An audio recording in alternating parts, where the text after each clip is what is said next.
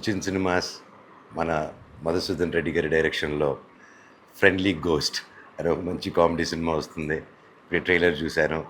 And మన రాజేష్ గారు act చేశారు. అండ్ చాలా మంచి నటీనటులు కూడా పార్టిసిపేట్ చేశారు సినిమాలో. And I'm sure it's going to be a really super duper comedy right. And looking forward for the release.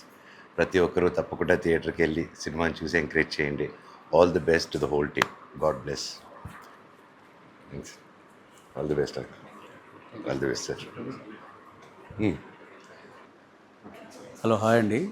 ముందుగా అందరికీ ఇండిపెండెన్స్ డే శుభాకాంక్షలు.